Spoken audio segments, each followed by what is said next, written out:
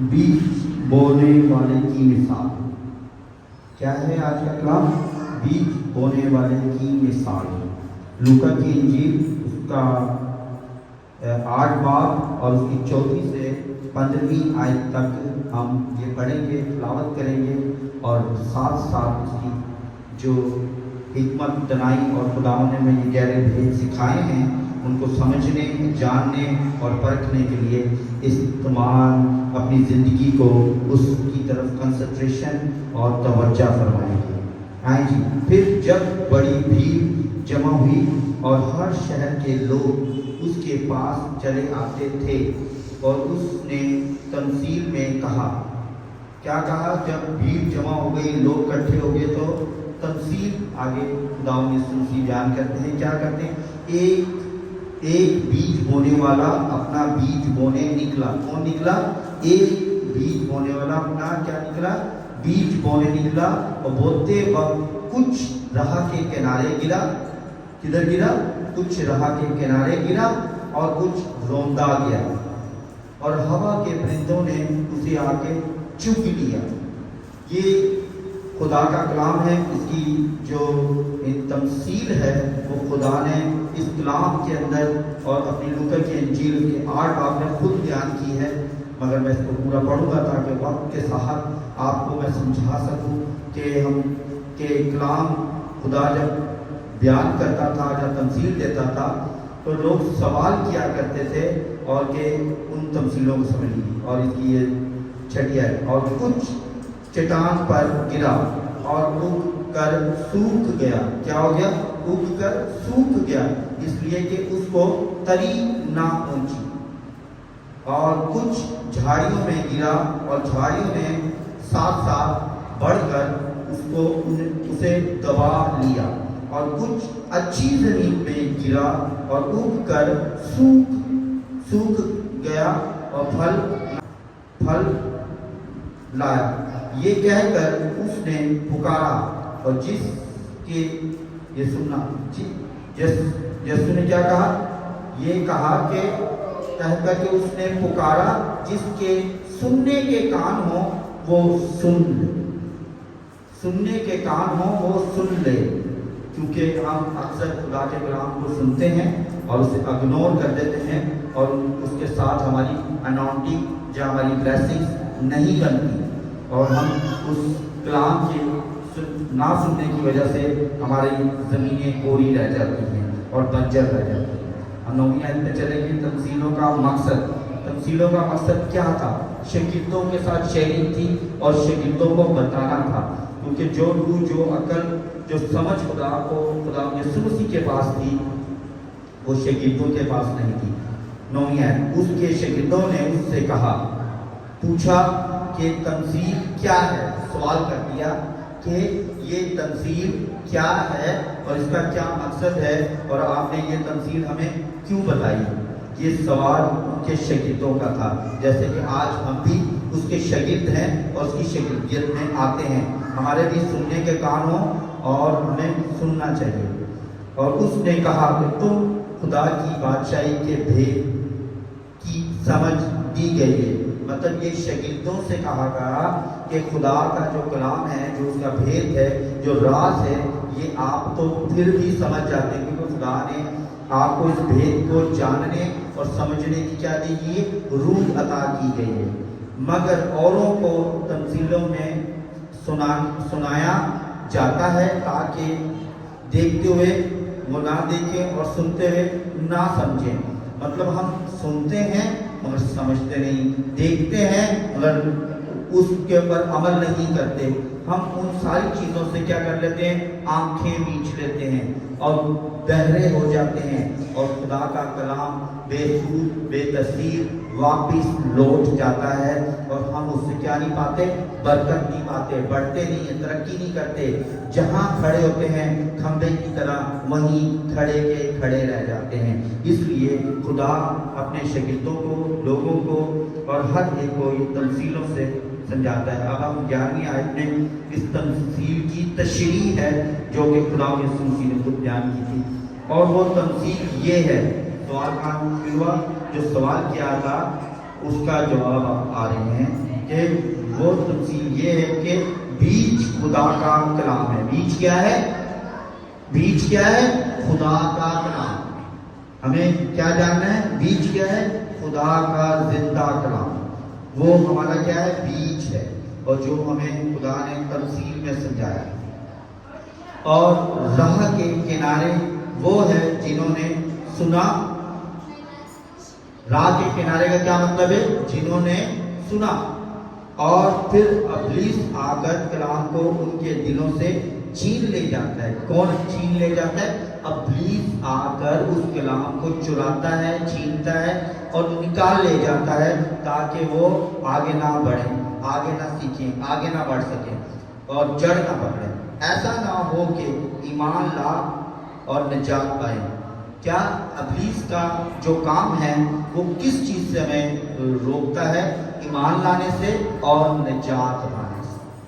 جو کلام، جو بیج بویا جاتا ہے ہم نے، اس کا جو بیج ہے جو وہ پھلتا نہیں ہے، ابھرتا نہیں ہے، درخت نہیں لاتا، پھل نہیں لاتا، تو کیا کون جیتتا ہے؟ جو بیج کا پھل رہ جاتا ہے اس میں اور خراب ہو جاتا ہے، آگے کو جڑ نہیں پکڑتا اور وہ اگتا نہیں ہے. تو یہ ابلیس کا پلان ہوتا ہے کہ نہ وہ درخت پھلے، نہ وہ بیج اگے، نہ اس میں پھل آئے، اور نہ وہ ایمان لے کے آئے، اور نہ وہ کیا پائیں؟ نجات پائیں. نجات پانے کا کام کیا کرتا ہے؟ روک دیتا ہے. ہم 13ویں آیت میں جائیں گے. اور چٹان پر وہ ہے جو سن کر خوشی سے قبول کر لیتے ہیں.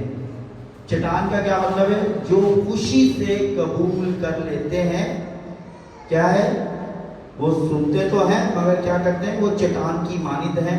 چٹان ہے، سن کر کلام کو خوشی سے کیا کرتے ہیں؟ قبول کر لیتے ہیں، اپنی زندگی میں انیل کر لیتے ہیں، جان لیتے ہیں. آگے کیا کرتے ہیں وہ؟ کہ ان کی زندگی جو وہ قبول کر لیتے ہیں کلام کو، لیکن وہ جڑ نہیں رکھتے. کیا نہیں رکھتے؟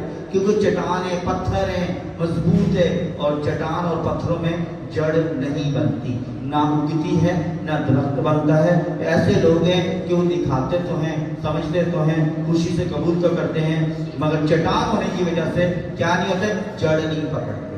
جب جڑ نہیں پکڑتے تو پھل بھی نہیں آئے گا اور درخت بھی نہیں بڑا ہوگا. مگر کچھ عرصے تک ایمان رکھ کر آزمائشوں کے وقت پھر جاتے ہیں. مطلب وہ چٹان کی طرح ہوتے ہیں، ان سے دکھ، تکلیف اور کچھ ایسی چیزیں نہیں برداشت ہوتی جو کلام ہمارے اندر انیل کرتا ہے، ہمیں ڈالتا ہے، اور ہم وہ چیزیں اپنے اندر خوشی کے ساتھ قبول تو کرتے ہیں اور جڑ نہیں پکڑتے، اور وقت کے ساتھ، آزمائشوں کے ساتھ ہمارے جسم سے، ہماری زندگیوں سے وہ کیا ہو جاتی ہیں؟ نکل جاتی ہیں، دور ہو جاتی ہیں، اور ہم کیا ہو جاتے ہیں؟ بے ایمان ہو جاتے ہیں، نجات نہیں پا سکتے، اور ہماری زندگی ادھوری اور خالی رہ جاتی ہے. اور 14ویں آیت کی طرف چلیں گے. اور جو جھاڑیوں میں پڑا. کدھر پڑا؟ جو جھاڑیوں میں پڑا، اور اس سے وہ لوگ مراد ہے. کون سے لوگوں کی؟ جو جھاڑیوں میں پڑا، اس سے وہ لوگ مراد ہے جنہوں نے سنا. کیا سنا؟ لیکن ہوتے ہوتے اس زندگی کی فکروں، دولت، عیش و عشرت میں پھنس جاتے ہیں. کس میں پھنس جاتے ہیں؟ وہ پھنس جاتے ہیں زندگی کی فکروں میں، دولت میں، عیش و عشرت میں پھنس جاتے ہیں، اور اس وجہ سے وہ کیا ہوتا ہے؟ وہ آگے سے بڑھ نہیں پاتے، دنیاوی بن جاتے ہیں، اور ان کی زندگی میں کچھ نہیں بچتا، اور ان کا پھل کبھی پکتا نہیں. کیا نہیں ہوتا؟ جو دنیا کی عیش و عشرت، آرام، سکون کے لیے رہ جاتے ہیں، ان کی زندگی کا پھل کیا نہیں ہوتا؟ کبھی نہیں پکتا. وہ کچے کے کچے ہی رہتے ہیں، بیکار کے بیکار ہی رہتے ہیں. اسے نہ وہ کھانے کے کام ہے، نہ استعمال کرنے کے، وہ پھینکنے کے کام آتا ہے. یہ انسان کی زندگی کا وہ حال ہے جو ایک بیج کی مانند خداوند یسوع مسیح نے ہمیں سمجھایا. اس لوکا کی انجیل اس کے 8 باب اس کی 4 آیت سے ہم 15ویں آیت تک پڑھ رہے ہیں، اور اب ہم آئیں گے 15ویں آیت پر. مگر اچھی زمین. کون سی زمین؟ مگر اچھی زمین. اب اچھی زمین کون سی ہے؟ مگر اچھی زمین کو وہ ہے. کون سی ہے؟ یہ جمع میں وہ ہے جو کلام کو سن کر، کلام کو کیا کرتے ہیں؟ سن کر عمدہ نیک دل سنبھالے رکھتے ہیں۔ کیا کرتے ہیں؟ عمدہ دل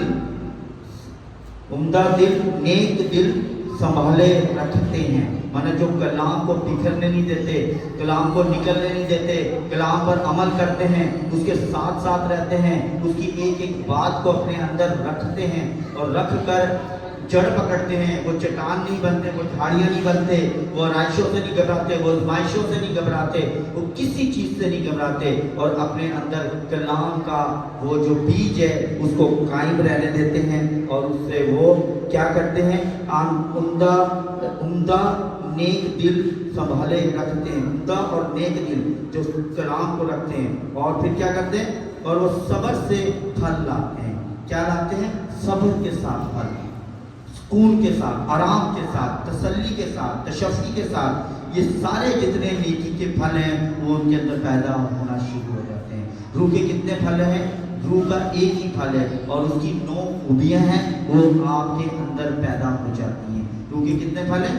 9 پھل ہیں، اور وہ آپ کے اندر کیا پیدا کر دیتی ہیں؟ خوبیاں پیدا کرتی ہیں۔ اس کی 9 خوبیاں ہیں، اور جب وہ صبر کرتا ہے تو وہ خوبیاں آپ کے اندر جڑ پکڑنا شروع ہو جاتی ہیں، سکون بھرنا شروع ہو جاتی ہیں، آرام بھرنا شروع ہو جاتی ہیں، اور آپ کی زندگی کیا ہو جاتی ہے؟ پھلدار ثابت ہو جاتی ہے۔